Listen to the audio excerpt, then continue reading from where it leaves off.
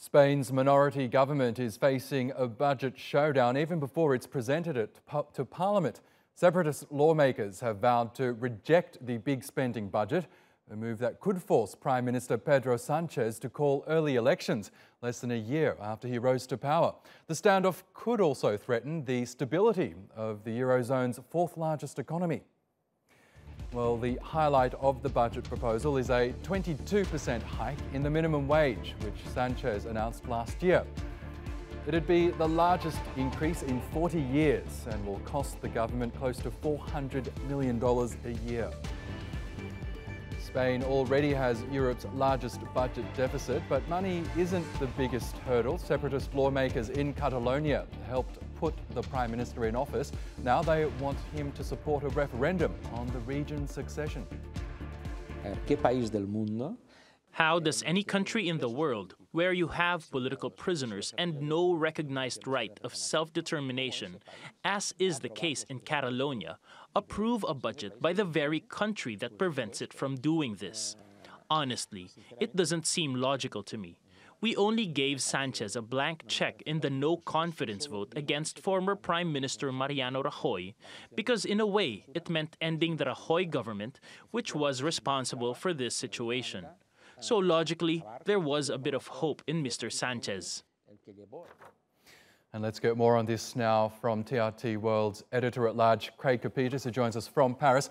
Hi, Craig. The Spanish Prime Minister proposed this huge hike in the minimum wage, partly to appease Catalan separatists, many of whom claim that their region, Catalonia, foots the bill for the country. I'm wondering, do you think that ordinary Catalans will buy it, even though their leader seemingly doesn't?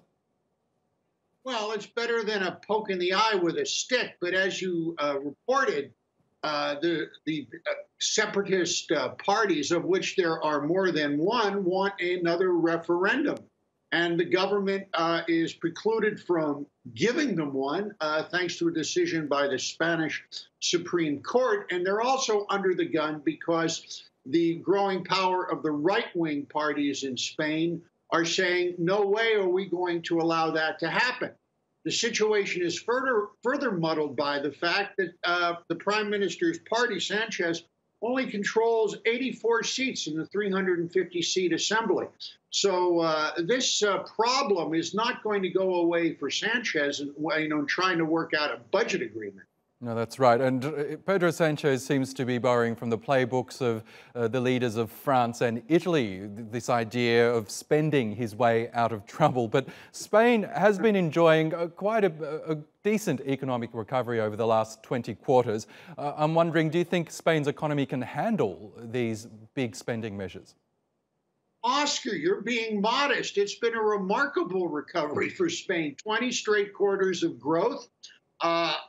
These increases in salary are an antidote to these years and years of cutbacks the Spanish have felt.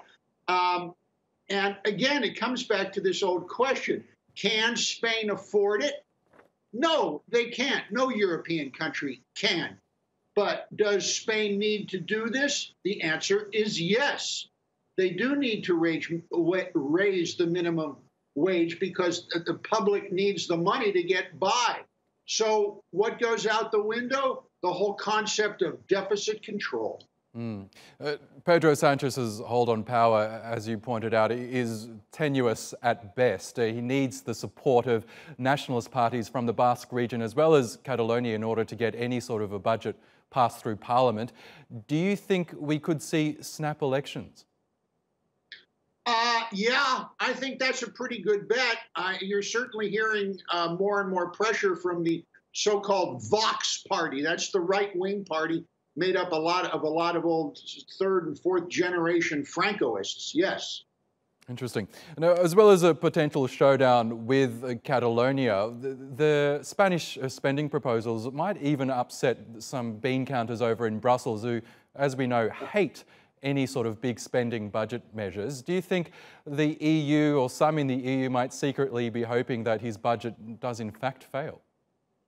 The predominantly German mandarins who run the EU see all of the EU nations as so contrary that they float upstream. So there's nothing new there. Again, that goes back to this elemental question.